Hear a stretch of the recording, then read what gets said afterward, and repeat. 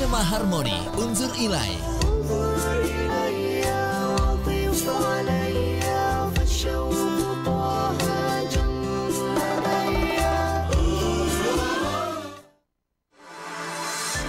Sesaat lagi, Alik A3 akan bersama Anda.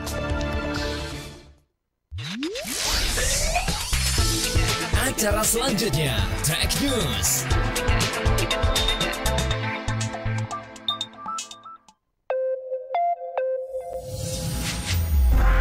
Pukul 7 pagi, waktu SAS FM Surabaya, dipersembahkan oleh YDSF, Yayasan Dana Sosial Al-Falah.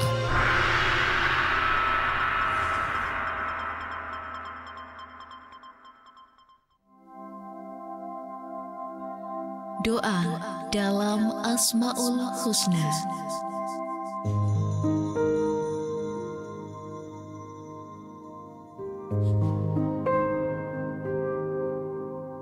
Al-Mutakabbir, Maha Megah.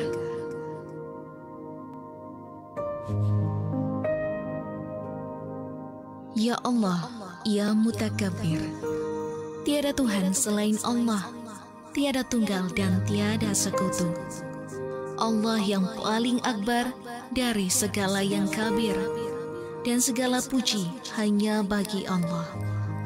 Maha suci Allah Rabbnya semesta alam, tiada daya dan kekuatan selain bersama Allah, Sang Maha Perkasa dan Maha Bijaksana.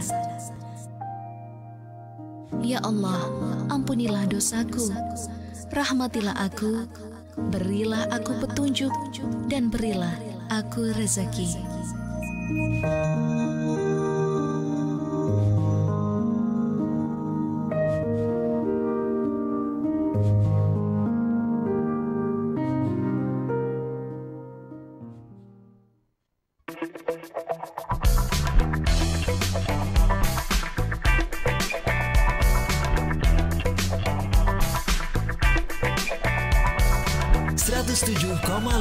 SAS FM, sejuk bermakna.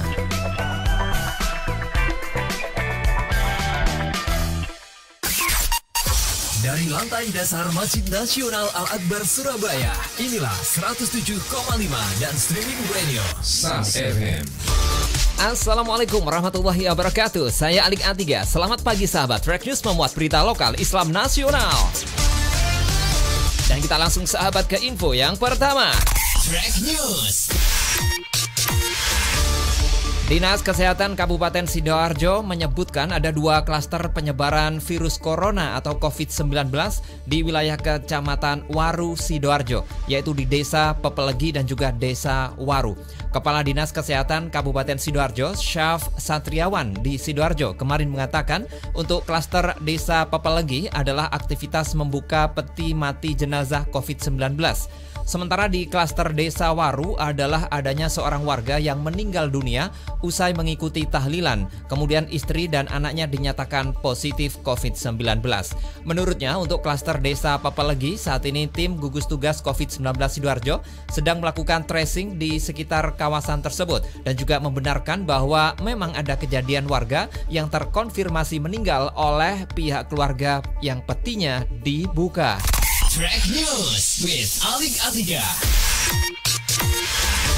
Kabupaten Gresik mencatatkan penambahan kasus positif baru terbanyak selama pandemi COVID-19 di wilayah itu dengan total 8 orang positif dalam sehari saja, yang kesemuanya berasal dari orang tanpa gejala atau OTG. Sebelumnya kasus tertinggi dalam sehari hanya sampai 6 pasien saja. Juru bicara Satgas Percepatan Penanganan COVID-19 Gresik, Pak Saifuddin Ghazali menjelaskan 8 kasus baru itu semua dari OTG yang sebelumnya kontak erat dengan penderita konfirmasi positif dan berasal dari 2 klaster, yakni 4 dari klaster Sampurna dan 4 dari klaster pedagang ayam di Pasar Sidowungu. 8 pasien itu masing-masing 1 orang dari Desa Putat Lor, Kecamatan Menganti, 1 orang dari Desa Palemwatu, Kecamatan Menganti, 4 orang dari Desa Sidowungu, Kecamatan Menganti, dan masing-masing 1 orang dari Desa Laban, Kecamatan Menganti, dan Desa Sidokumpul, Kecamatan Gresik.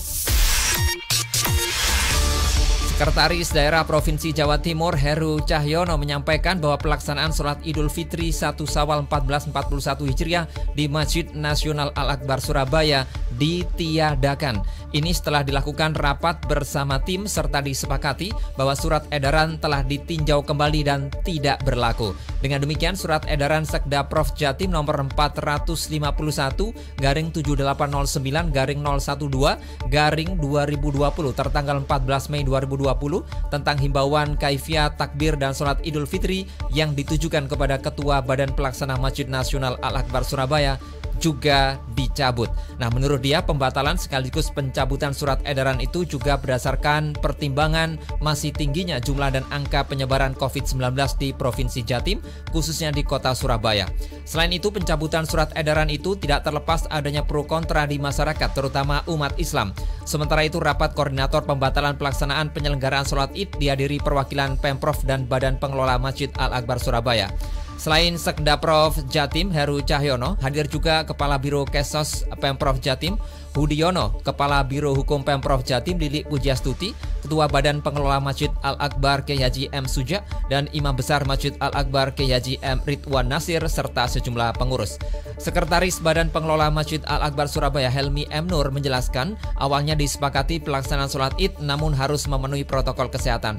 Namun kata dia juga mempertimbangkan kaidah usul fikih, yaitu menghindari keburukan harus lebih diutamakan daripada meraih kebaikan. Maka Masjid Al-Akbar tidak menyelenggarakan sholat Idul Fitri Hijriah di tahun ini. Track News. Pemerintah Kabupaten atau Pemkab Garut memutuskan untuk meniadakan sholat Id di Masjid Agung Garut meski tak memperpanjang PSBB. Hal itu dilakukan untuk mencegah penyebaran COVID-19 kembali setelah daerah itu dinyatakan masuk zona biru atau level 2 atau moderat oleh Provinsi Jawa Barat. Bupati Garut Rudi Gunawan mengatakan pada dasarnya sholat Id tak dilarang oleh pemerintah. Namun untuk tempat ibadah milik pemerintah seperti alun-alun kecamatan dan masjid-masjid di lingkungan pemerintah tidak akan ada pelaksanaan sholat Idul Fitri. Track News with Alik Atiga. Sekretaris Komisi Fatwa Majelis Ulama Indonesia Asrorun Niam Soleh menegaskan bahwa zakat boleh dimanfaatkan untuk kepentingan wabah virus corona dan dampaknya. Hal itu telah ditegaskan dan diatur dalam Fatwa MUI nomor 23 tahun 2020 tentang pemanfaatan zakat, infak, dan sodakoh untuk penanganan COVID-19 dan dampaknya. Namun demikian, Asrorun menjelaskan ada ketentuan terkait pemanfaatan zakat untuk kepentingan COVID-19 itu. Ia mengatakan bahwa penerima manfaat adalah mereka yang termasuk dalam 8 asnaf yang telah ditentukan, yakni muslim yang fakir, miskin, amil, kemudian mu'alaf, memerdekakan rikab atau hamba sahaya, gharib atau orang yang terlilit utang, fisabilillah, dan ibnu sabil atau orang yang sedang dalam perjalanan. Selanjutnya, ia mengatakan bahwa distribusi zakat boleh ditujukan untuk kepentingan modal kerja atau berbentuk uang tunai, makanan pokok, keperluan pengobatan, atau hal yang sangat dibutuhkan oleh mustahik. Selain itu, pemanfaatan zakat juga boleh bersifat produktif, misalnya untuk stimulasi kegiatan ekonomi fakir miskin yang terdampak wabah corona. Komisi Fatwa Majelis Ulama Indonesia mengeluarkan fatwa tentang panduan sholat Idul Fitri 1441 Hijriah pada saat pandemi COVID-19. Salah satunya pelaksanaan sholat di rumah. Komisi Fatwa MUI Asrorun Niam Soleh mengatakan teknis pelaksanaan sholat Idul Fitri di rumah bisa dilakukan dengan berjamaah ataupun sendiri. Ia menerangkan sholat Id berjamaah berjumlah 4 orang jamaah, 1 imam dan 3 makmum, maka 1 diantaranya menjadi khotib atau pemberi khutbah. Namun jika jumlah jamaah kurang dari 4 dalam dilaksanakan dalam rumah, maka boleh tidak ada khutbah. Track News. Presiden Joko Widodo memimpin rapat terbatas penanganan virus corona. Presiden menyampaikan sejumlah instruksi. Hal itu disampaikan Presiden dalam rapat terbatas yang disiarkan di saluran YouTube Sekretariat Presiden. Presiden di sana menegaskan pemerintah belum mengeluarkan kebijakan pelonggaran PSBB. Presiden meminta kepada jaringan puskesmas diperkuat untuk uji sampel corona. Menurut Presiden, RT RW merupakan kunci pengendali penyebaran virus corona. Selain itu, Presiden Jokowi meminta kepada jajarannya untuk fokus karena mudik dilarang dan pengendalian arus mudik. Track News with Alik Atiga.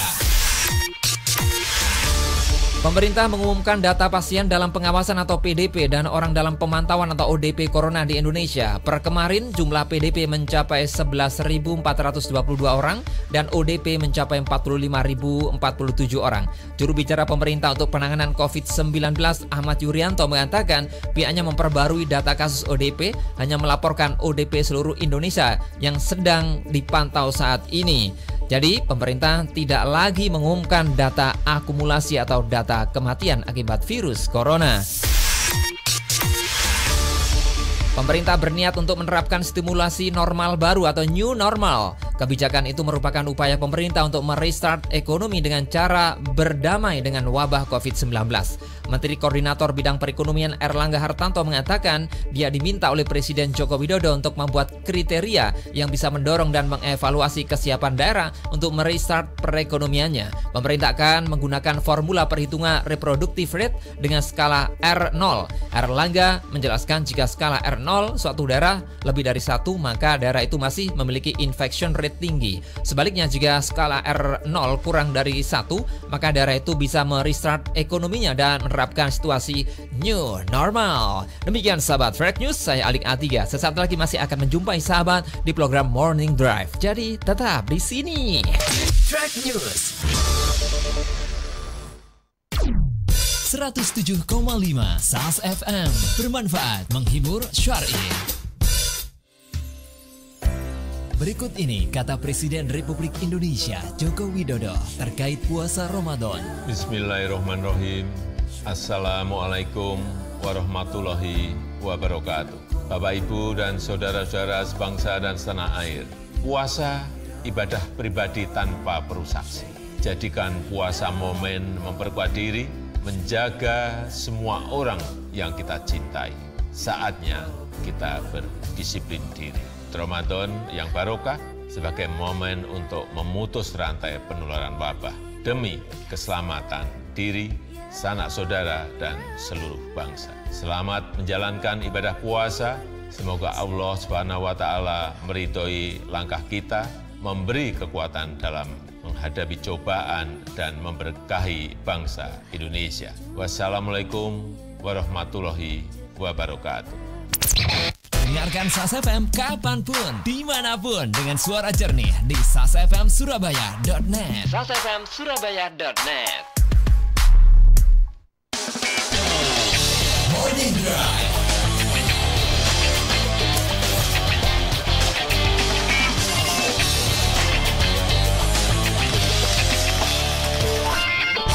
Selamat pagi sahabat, saya Alik A3. Inilah Morning Drive yang akan menemani aktivitas Anda di rumah, memberikan musik Islami terkini. Nanti kita juga akan memberikan informasi terkait ekonomi bisnis, kemudian terkait teknologi, olahraga, kesehatan, wisata, kuliner, otomotif, serta tidak ketinggalan informasi terkait NU dan juga Muhammadiyah. Semangat pagi untuk Anda semuanya sahabat untuk mengawali hari ini. Jadi tetap stay tune di sini di SAS FM 107,5. Selamat pagi kawan, mentari telah datang, sambut hari dengan kebahagiaan. Bangunlah hai kawan, tanamkanlah impian, sirami dengan kesungguhan. Berdoalah dan berkarya, Tuhan yang berikan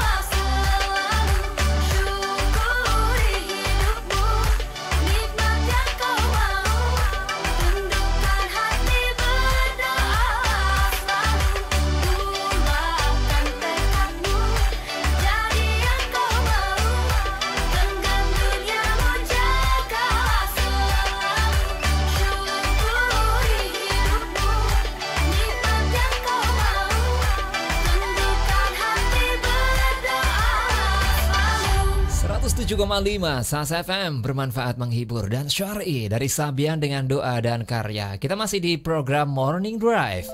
Kalau sahabat ingin memilih kampus yang unggul, kampus untuk generasi milenial, belajar dengan teknologi kekinian, kenapa tidak? Belajar dan mencari ilmu dengan berlandaskan agama.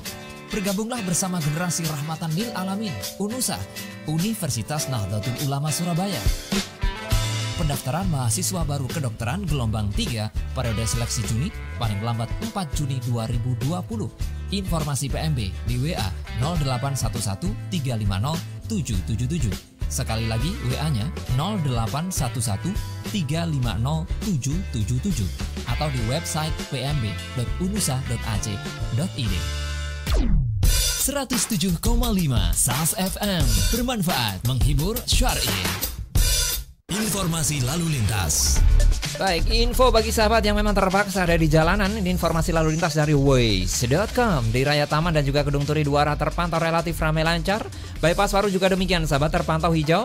Jalan Ahmad Yani juga sama ya, dua arah baik yang ke dalam kota maupun keluar kota juga terpantau hijau, baik frontage road maupun jalur utamanya.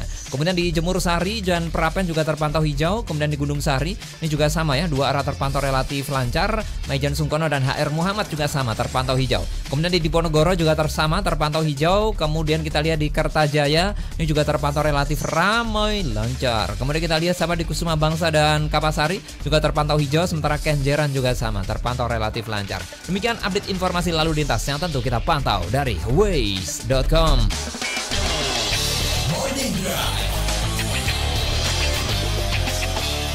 Ya, kita ke informasi terkait NU dan juga info terkait Muhammadiyah. NU dulu sahabat, hari ini PBNU bersilaturahim secara virtual dengan PCNU sedunia. Ya, pengurus besar Nahdlatul Ulama mengadakan silaturahim virtual bersama pengurus cabang istimewa Nahdlatul Ulama atau PCNU dari berbagai negara secara virtual pada hari ini jam 2 siang nanti sampai jam 4 sore. Nah, kegiatan bertema solidaritas global Nahdlatul Ulama dan diplomasi Indonesia di tengah pandemi COVID-19 menghadirkan narasumber yaitu Ketua Umum PBNU Kyai Haji Said Akhil Siraj dan juga Menteri Luar Negeri RI yaitu Retno El Marsudi. Sementara peserta adalah perwakilan Duta Besar Indonesia dari berbagai negara dan juga perwakilan PCINU dari beberapa negara. Nah, hingga kemarin sahabat tercatat yang bersedia mengikuti ada 31 perwakilan PCINU dan 25 perwakilan Duta Besar Indonesia. PCINU yang akan menjadi peserta pada silaturahim siang nanti pukul 2 adalah PCINU Arab Saudi, kemudian Tunisia, Mesir, Lebanon, Sudan, Maroko, Yaman, Jordania, Tiongkok, Jepang, India, Pakistan, Hong Kong, Taiwan, Korea Selatan, Malaysia, Singapura, kemudian juga Brunei Darussalam, kemudian Thailand, Iran, Australia, kemudian dari United Kingdom, kemudian Scotland, Belanda, Prancis, Belgia, Jerman, Spanyol, Rusia, dan Turki, serta Amerika Serikat, Kanada. Wah, sekali lagi ya, PCINU sedunia ini akan mengadakan silaturahmi global nanti siang pukul 2.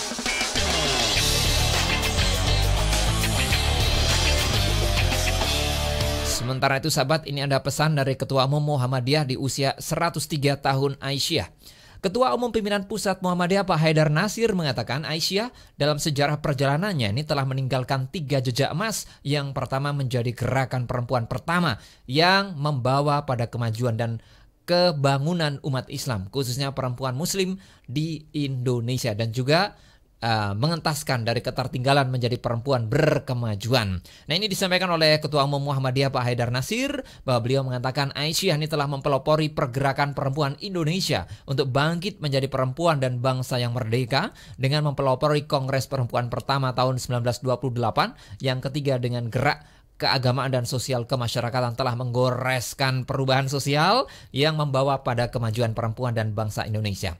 Di usia yang ke-103 tahun ini, Pak Haidar berharap Aisyah dengan melangkah ke depan melakukan 3 hal strategis yang menjadi agenda seluruh pimpinan dan pusat sampai bawah.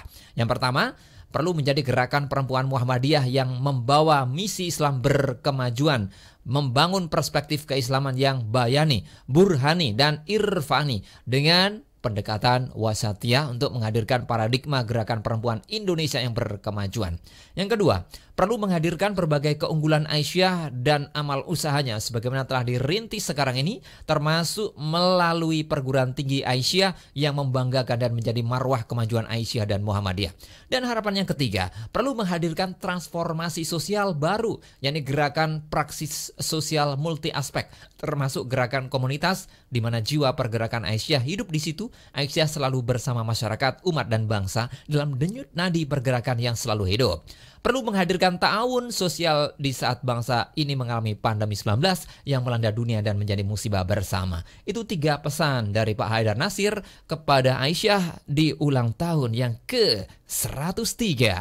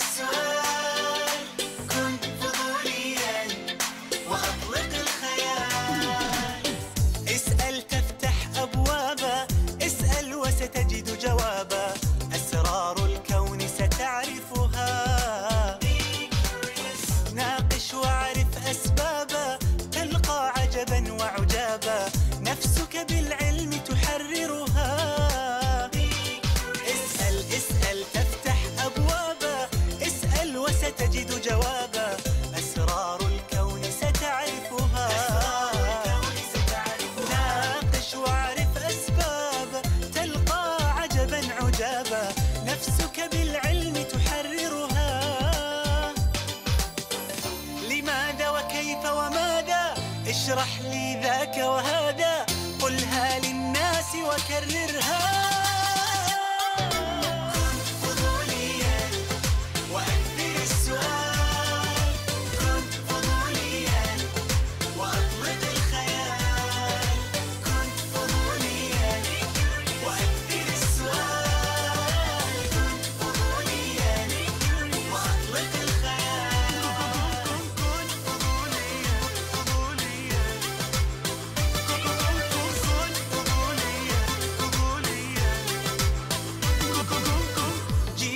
يستفسر يسأل هو جيل أسعد وأجمل يفهم دنياه يعمرها لاحظ وابحث وتفكر وتساءل واسمع وانظر فكك أشياء وركبها جيل يستفسر يسأل هو جيل أسعد وأجمل يفهم دنياه يعمرها وتفكر وتساءل واسمع وانظر فكك أشياء وركبها لماذا وكيف وماذا اشرح لي ذاك وهذا قلها للناس وكررها كن فضوليا وأكثر السؤال كن فضوليا وأطلق الخيال كن فضوليا وأكثر السؤال وأطلق الخيال كن فضوليا فضوليا ركض كن فضوليا فضوليا Be curious كن فضوليا كن فضوليا وأكثر السؤال كن فضوليا كن فضوليا وأطلق الخيال كن فضوليا وأكثر السؤال كن فضوليا وأطلق الخيال 107,5 Sasa FM bermanfaat, menghibur dan syar'i dari Humut Al-Khudar Sabah dengan Be Curious. Yayasan Dana Sosial Al-Falah YDSF terus memberikan kemudahan berdonasi bagi Anda para donatur. Meski dalam fase pandemik, selama bulan Ramadan kami memastikan setiap karyawan selalu dalam keadaan bersih dan sehat, baik petugas kantor maupun petugas layanan jemput donasi. Ini ditujukan untuk memberikan kenyamanan bagi para donatur dalam berdonasi di YDSF. Anda bisa memanfaatkan layanan jemput donasi dengan menghubungi WhatsApp Center YDSF di 0816 154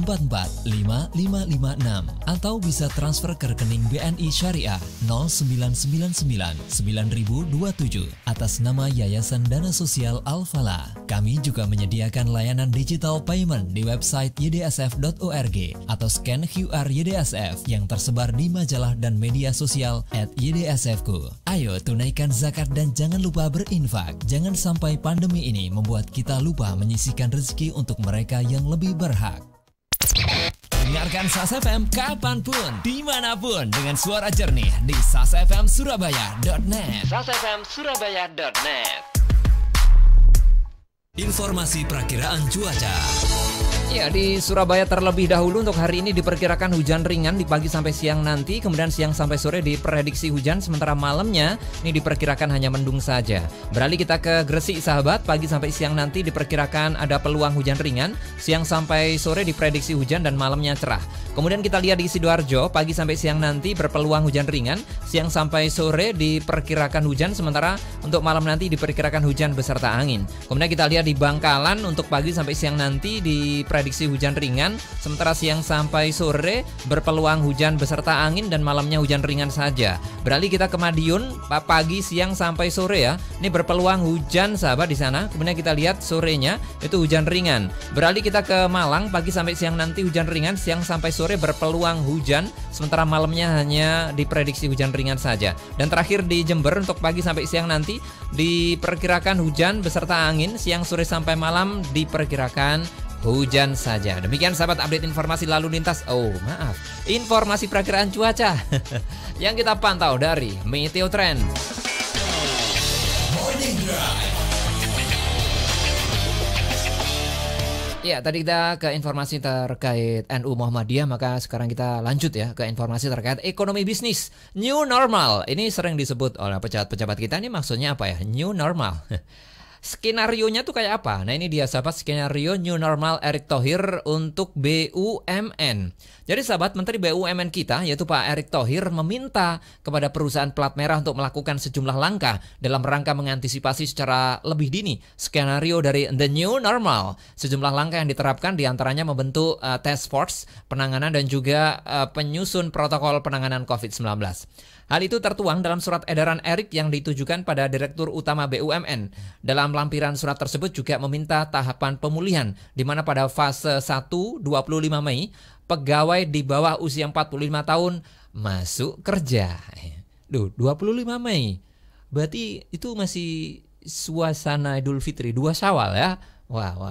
Deputi SDM Teknologi dan Informasi Kementerian BUMN Alex Denny, ini Alex ya, bukan Alik ya. Alex Denny pun menjelaskan skenario dari New Normal tersebut. Dia menjelaskan dalam menyusun skenario biasanya diidentifikasikan variabel-variabel yang paling tidak pasti dan paling berpengaruh. Dari situ ada 2 aspek, yaitu kepastian penemuan vaksin dan perilaku dari masyarakat. Nah, 2 aspek itu maka muncul 4 skenario. Yang pertama itu dead zone, yaitu kondisi di mana virus menyebar dengan cepat, vaksin belum ditemukan dan sistem perawatan medis tidak sanggup menanggulangi pasien yang jumlahnya melebihi kapasitas. Sementara perilaku masyarakat sangat abai terhadap protokol keselamatan dan kesehatan. Kemudian skenario yang kedua yaitu New Normal. New Normal adalah kondisi virus masih ada, vaksin belum ditemukan, namun perilaku disiplin dari masyarakat terhadap protokol keselamatan dan kesehatan membuat penyebarannya menjadi melambat, sehingga sistem perawatan rumah sakit bisa menangani jumlah pasien yang ada dengan baik. Itu yang namanya New Normal. Yang ketiga sahabat, yakni Don Cayman, yaitu kondisi vaksin ditemukan dan perawatan medis bisa menanggulangi atau mengobati pasien COVID-19. Namun perilaku masyarakat kembali abai terhadap aspek keselamatan dan kesehatan. Imbasnya rumah sakit tetap ramai meski fasilitas akibat virus COVID tidak tinggi. Dan skenario yang keempat yaitu Longer Life Hope, yaitu kondisi vaksin ditemukan dan sistem perawatan medis bisa menanggulangi atau mengobati pasien COVID-19. Masyarakat terbiasa melakukan kerja secara virtual dan remote, tidak lagi konvensional. Lalu transformasi digital terjadi setelah masif dan produktivitas meningkat secara signifikan.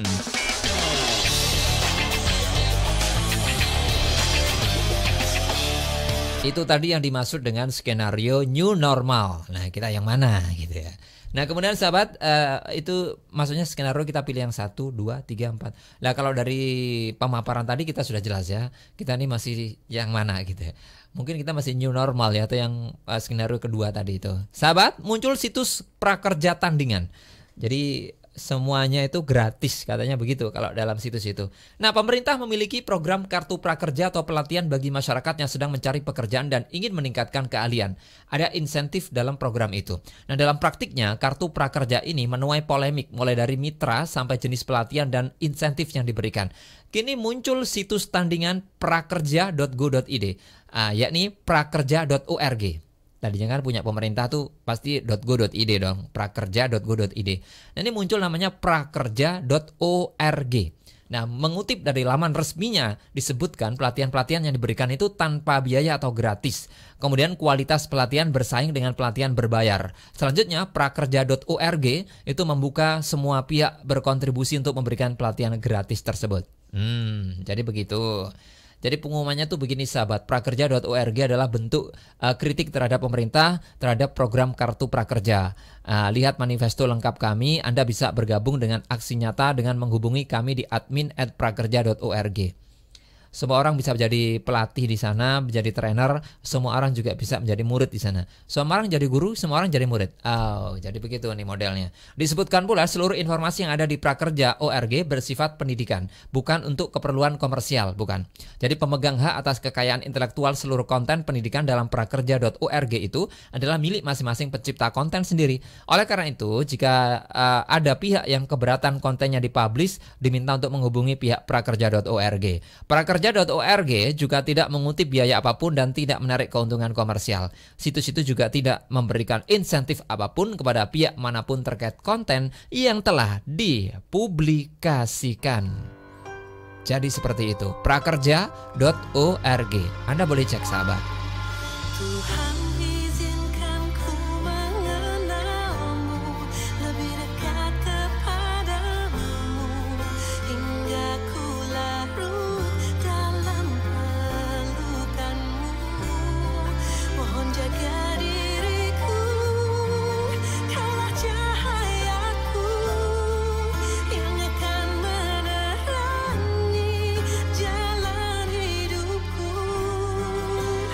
Bersama untuk selamanya.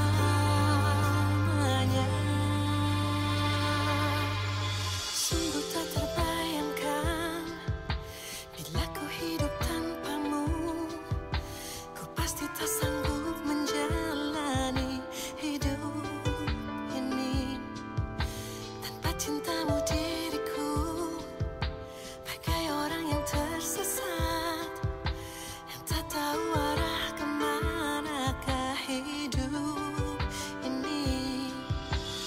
Mungkin ku tak menyadari apa yang telah ku lewati adalah jalanku untuk mencintaimu lebih dalam,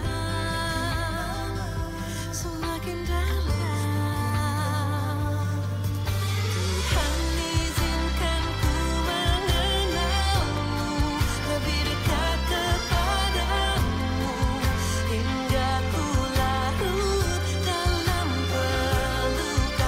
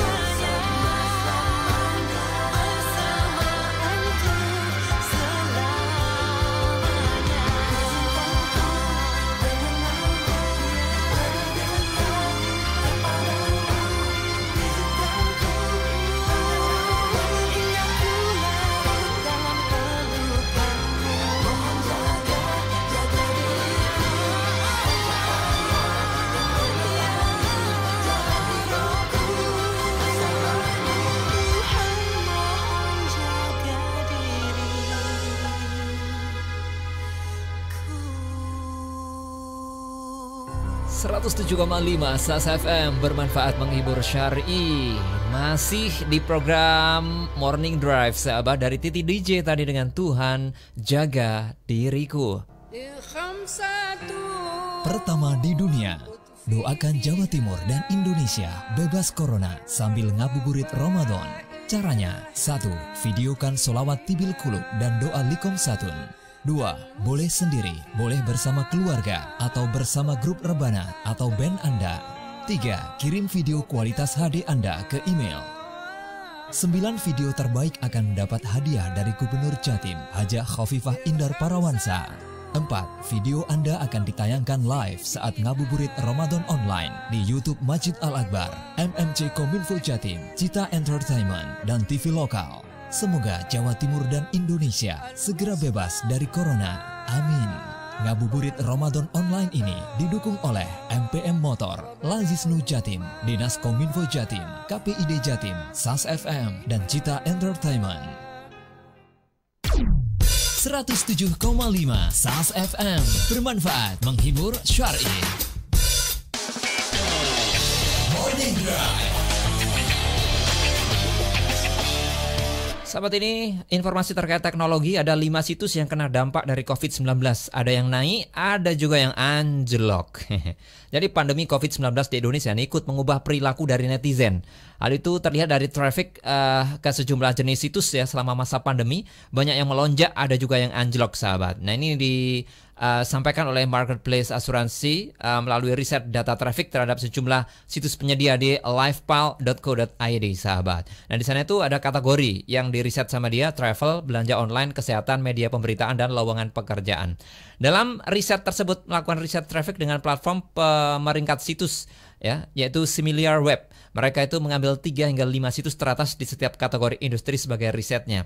Nah, kita coba lihat, sahabat, kira-kira situs-situs model apa nih yang lagi anjlok dan naik. Yang pertama adalah situs travel dan hotel. Tentu kehilangan pengunjung, sahabat. Sejalan dengan menurunnya mobilitas masyarakat akibat pandemi COVID-19, situs-situs penyedia jasa penjualan tiket transportasi dan pemesanan hotel pun menurun drastis.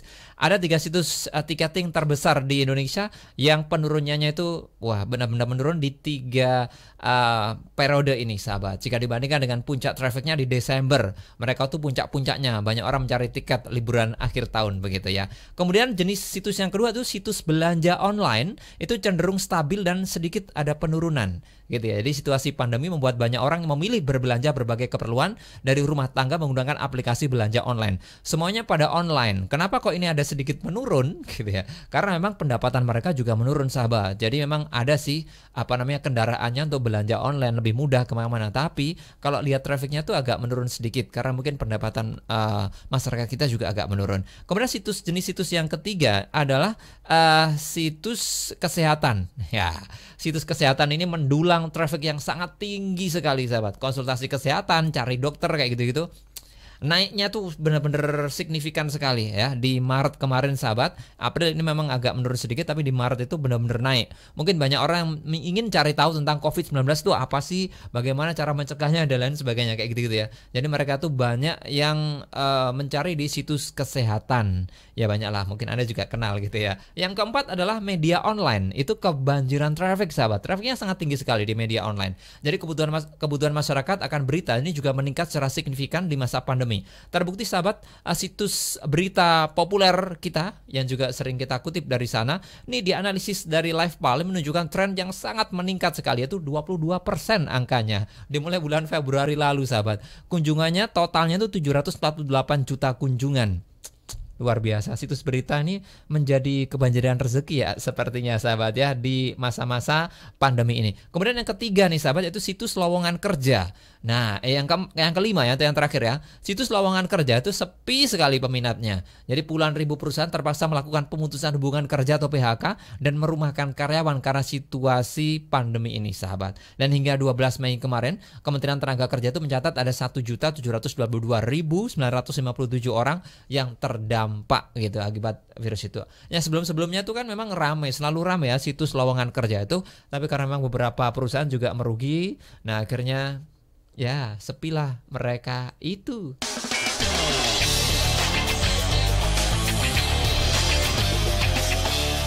Ini juga terkait riset sahabat, pria itu enggan pakai masker saat pandemi ini karena apa?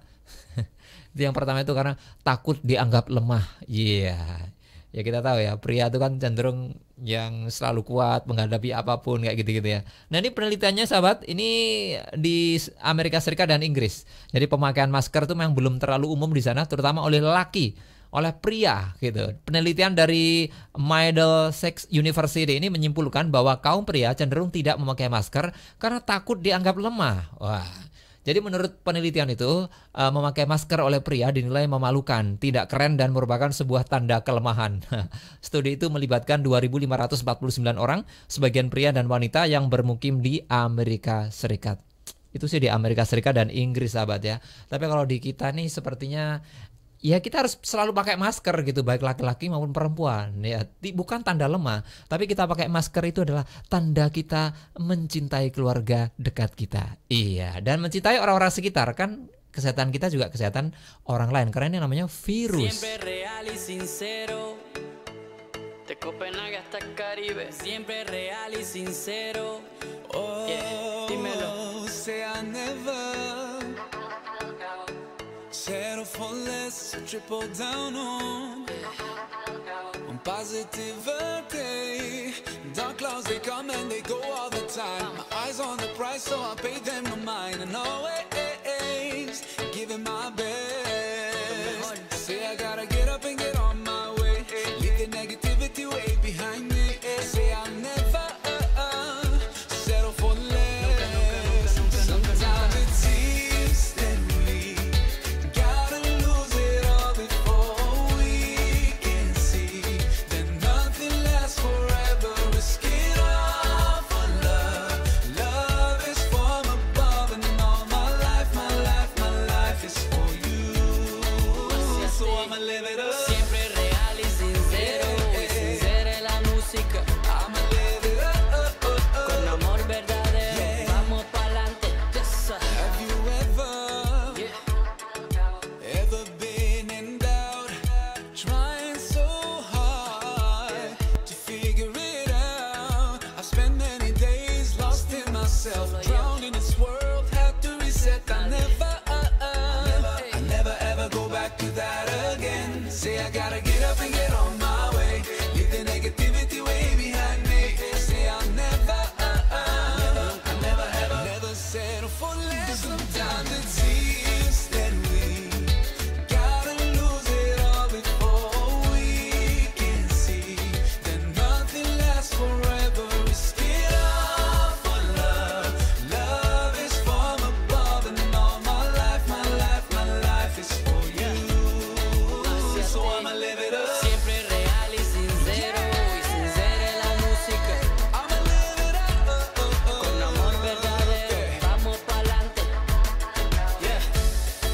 Y líbrate la mente. Líbrate la mente. Y grita lo que sientes. Grita lo que sientes. Líbrate la mente. Líbrate la mente. Líbrate la mente. Con amor verdadero. Vamos pa'lante. La vida es lo mejor sin poner interrogante. Vamos pa'lante, mi gente pa'lante. La vida es lo mejor sin poner interrogante. Siempre real y sincero. Y sincera es la música. No se detiene. Siempre real y sincero.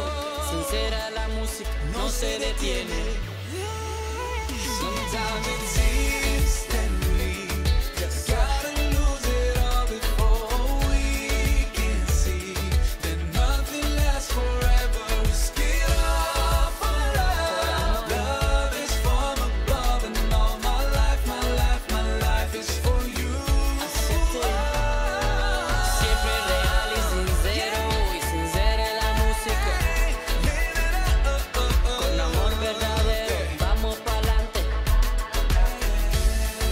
Y líbrate la mente. Líbrate la mente. Y grita lo que sientes. Grita lo que sientes. Líbrate la mente. Líbrate la mente. Líbrate la mente. 107,5 Sasa FM, bermanfaat, menghibur dan syar'i dari Maher Zain dengan Live It Up duet dengan Lenny Martinez. Program kajian Ramadan di hati Sasa FM. Rekaman kajian ba'da subuh setiap hari selesai sholat subuh. Orang menerapkan negara khilafah itu pakai akal. Mana? Oh, kata khilafah jadi Quran tidak ada. Itu pakai akal. Neraka itu hati-hati. Rekaman kajian pilihan setiap hari jam 12 siang. Kalau orang itu keluar dari WC, orang yang keluar berikutnya itu sudah nyaman, sampai termasuk wong soleh. Ngabuburit online setiap hari mulai jam 3:30 sore. Iman itu koyo dene angin. Angin itu kadang-kadang lirih, kadang-kadang banter. Rekaman kajian ba'da maghrib setiap hari setelah sholat maghrib. Kalau Anda kemudian bersahabat Anda itu adalah orang yang tidak baik, maka menyendiri adalah lebih baik bagi Anda. Rekaman kajian tafsir Al-Quran bersama Profesor Rumrowi setiap hari jam 9 malam. Ketika menciptakan bumi 2 hari tapi tanpa sarana. Ramadan di hati SAS FM, bermanfaat, menghibur, syar'i. Dengarkan SAS FM kapanpun, dimanapun dengan suara jernih di sasfmsurabaya.net. sasfmsurabaya.net. Morning Drive. Setelah info terkait teknologi, kita ke info terkait olahraga, nanti lanjut terkait otomotif, sahabat. Ini terkait olahraga dulu, terkait kabar kemarin yang Tantowi, sahabat, yang pamit, nah dia pensiun gitu ya, yang mana dia dikritik soal langsung dibuang dalam tanda kutip loh ya. Tantowi Ahmad secara resmi mundur dari pelatnas PBSI pada Senin kemarin. Dia mengungkapkan harapan agar PBSI lebih menghargai atlet berprestasi ke depannya. Bukan tanpa alasan, peraih medali emas Olimpiade di Rio de Janeiro itu mengemukakan pernyataan tersebut. Tantowi ternyata mundur dengan status pemain magang. Wow. Kita juga baru tahu ya. Ternyata dia sudah seprestasi seperti itu. Ternyata masih statusnya magang, sahabat, di PBSI. Padahal sampai tahun lalu dia tuh masih pemain nomor 1 di dunia. Namun organisasi tempat dia bernaung menetapkannya seperti atlet yang baru masuk pelatnas. Gitu dia ya.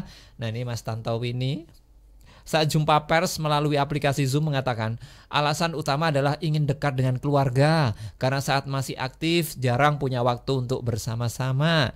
Kemudian alasan kedua sebenarnya itu bukan alasan atau apa, tapi dari PBSI menetapkan sebagai atlet magang. Nah, dia agak kecewa ya, kenapa dia sudah prestasi sedemikian rupa masih dianggap atlet magang. Nah, dia ini sempat kaget juga dengan keputusan itu yang sebenarnya itu juga bukan masalah. Tapi kalau status magang agak keberatan karena biasanya itu untuk pemain junior yang akan masuk ke pelatnas, sedangkan Tantowi ini itu kan dia sudah gol dari PBSI sudah didapat, jadi pemain terbaik, pemain nomor 1 juga sudah gitu ya. Jadi kok masih magang statusnya, itu yang membuat dia kecewa.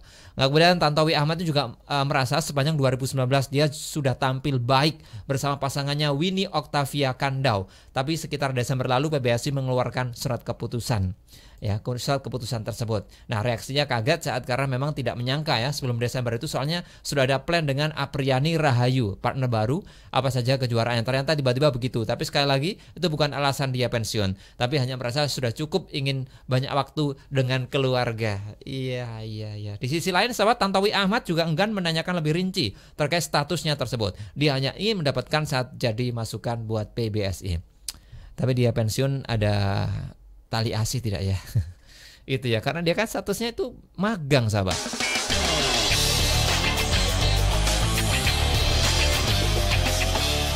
Terkait otomotif, sahabat, kenapa nih harga BBM kok tidak kunjung turun ini ya? KPPU menduga itu ada kartel harga. KPPU loh ya yang bilang itu. Komisi Pengawas Persaingan Usaha atau KPPU menyelidiki 5 perusahaan bahan bakar minyak atau BBM karena belum disesuaikan dengan harga jual eceran BBM yang ada. Dugaan awal dari KPPU itu telah terjadi kartel harga. Ini disampaikan oleh juru bicara KPPU Guntur S. Saragih dalam surat resminya. Dia mengatakan dugaan diawali dari tidak adanya penurunan harga BBM non subsidi oleh para pelaku usaha sektor tersebut sejak Maret lalu. Walaupun harga penyediaan BBM dunia telah mengalami penurunan sejak awal tahun. Nah, lebih lanjut KPPU saat ini sudah memiliki satu alat bukti untuk menempuh langkah hukum. Nah, Pak Guntur ini mengatakan mereka diduga telah melanggar pasal 5 Undang-Undang Nomor 5 tahun 1999 tentang larangan praktek monopoli dan persaingan usaha tidak sehat. Adapun pelanggarannya itu, sahabat, itu larangan bagi pelaku usaha untuk melakukan penetapan harga secara bersama-sama. kartel. Pelaku usaha dilarang membuat perjanjian dengan pelaku usaha pesaingnya untuk menetapkan harga atas suatu barang atau jasa yang harus dibayar oleh konsumen atau pelanggan pada pasar bersangkutan yang sama. Itu dia sahabat, diduga ini ada kartel ya. Dan KPPU nih sahabat menilai harga BBM non subsidi oleh pelaku usaha tersebut cenderung stagnan sejak Maret di kisaran rata-rata Rp9.850 untuk RON 98, Rp9.000 untuk RON 95 dan Rp7.650 untuk RON 90. Sementara harga BBM serupa di ASEAN seperti Vietnam dan Malaysia telah mengalami penurunan hingga 38% sejak Februari lalu. Pertanyaannya, di kita apakah seperti itu terus harganya atau nanti ada penurunan? Kita lihat saja sahabat. Aku berubah melupakan tentang dia. Lalu dirinya mengejar. Namun hatiku tak pernah tenang dengannya. Tak mampu aku menipu diriku. Namun mengapa engkau menggangguku? Biar ku hidup sendirian. Kerana cinta palsu yang terbina, jauhkan ku dari cintanya. Bukan perhatian kau yang ku dampak, walau ku dihina di majalah denganmu. Ya kena perhatian yang ku dampak, ku rela dihina di majalah dengannya. Teruskan hidup ini tanpa kamu. Karena ku mau cintanya. Walau ujian mengelurku tanpa henti, tapi tidak ku berpaling. Namun mengapa menggangguku?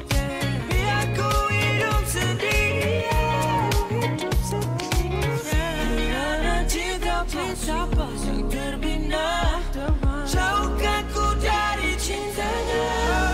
Bukan perhatian kau yang ku dampak, walau ku dihina di majalah denganmu. Ya kena perhatian yang ku dampak, ku rela dihina di majalah dengannya. Biarkan ku sendiri, biarkan sendirian. Biarkan ku sendiri, biarkan sendirian. Biarkan ku sendiri, biarkan sendirian. Biarkan ku sendiri, biarkan sendirian. Namun mengapa engkau menggangguku? Biar ku hidup sendirian. Kerana cinta palsu yang terbina, jauhkan ku dari cintanya. Bukan perhatian kau yang ku dampak, walau ku dihina di majalah denganmu. Ya kena perhatian yang ku dampak, ku rela dihina di majalah dengannya. Biarkan ku sendiri, aku sendirian. Biarkan ku sendiri, aku sendirian. Ya bukan perhatian kau yang ku dampak, walau ku dihina di majalah denganmu. 107,5 SAS FM bermanfaat, menghibur dan syar'i dari The Faith. Dengan perhatianmu, attention cover. Saatnya kita baca istighfar.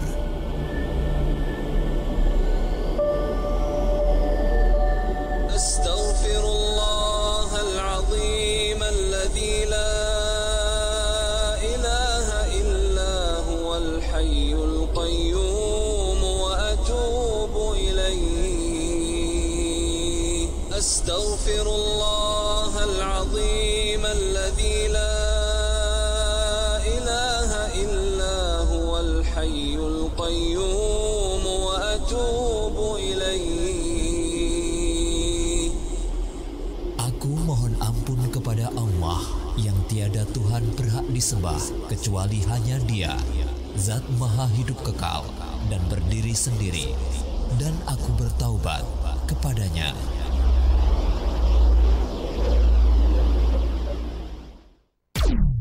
...107,5 SAS FM, bermanfaat, menghibur, syar'i. Morning Drive. Sudah banyak yang survei sahabat terkait wisata. Kira-kira nanti kalau misalnya ini virus corona sudah hilang, mau wisata kemana sih?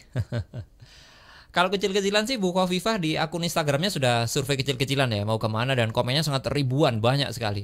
Tapi sahabat, secara nasional kira-kira destinasi favorit masyarakat Indonesia seusai pandemi kira-kira kemana ya? Yuk kita urut sahabat, ada 10 tempat favorit yang akan menjadi destinasi masyarakat Indonesia. Pertama itu mau ke Jogja katanya, yang kedua Jakarta, 3 Ubud ya Bali, kemudian 4 Bandung, 5 ke Seminyak, 6 ke Canggu, 7 ke Kuta Bali maksudnya. 8 Surabaya. Wow, nomor 8 Surabaya. Ke 9 tuh ke Uluwatu, sementara ke 10 ke Jimbaran.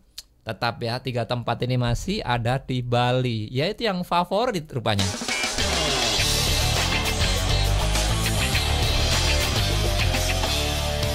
Beberapa kota sudah melakukan PSBB sahabat, di Jabodetabek, kemudian di beberapa di Jawa Barat, kemudian di Surabaya Raya sendiri dan Malang Raya sendiri. Kalau di Malang Raya sendiri nih saya perhatikan nih, masyarakat tetap aja memadati pasar loh sahabat. Ini terkait kesehatan ya. Tapi ada sih panduan sahabat terkait belanja ke pasar saat PSBB. Nah, utamakan menggunakan layanan antar atau online, utamakan itu. Kemudian pasar grosir, pasar basah, supermarket, toko kelontong tetap buka dengan waktu yang terbatas. Nah, kemudian gunakan masker serta hand sanitizer saat masuk dan keluar toko. Jangan menyentuh wajah setelah memegang pasar belanjaan. Belanja di jam yang sepi dan tetap menjaga jarak saat berbelanja. Tidak perlu mengajak keluarga saat berbelanja. Kemudian pengelola pasar di swalayan wajib menyediakan APD untuk para karyawan sesuai pedoman penggunaan. Nah, itu sahabat kata dari Dr. Dirga Sakti Rambi MSc SPPD memberikan tips tetap aman dalam berbelanja. Jadi begitu sahabat ya, tips-tips berbelanja tetap harus ini ya, menggunakan protokol kesehatan yang ada.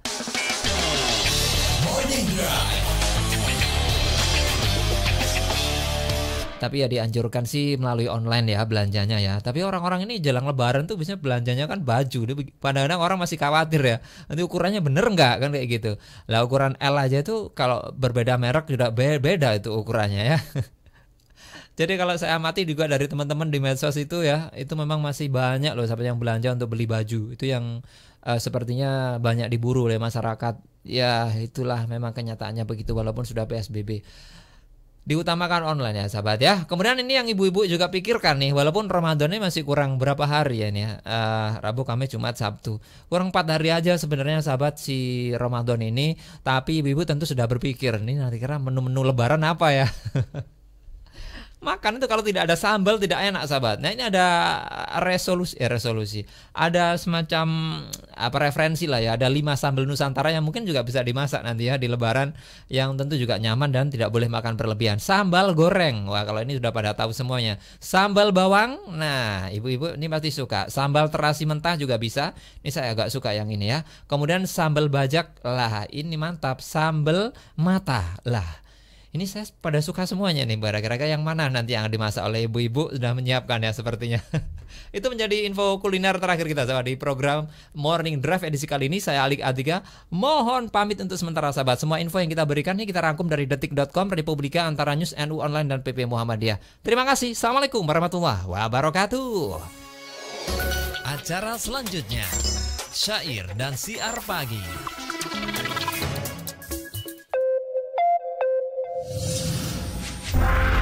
Pukul 8 pagi, waktu SAS FM Surabaya, dipersembahkan oleh YDSF, Yayasan Dana Sosial Al-Falah.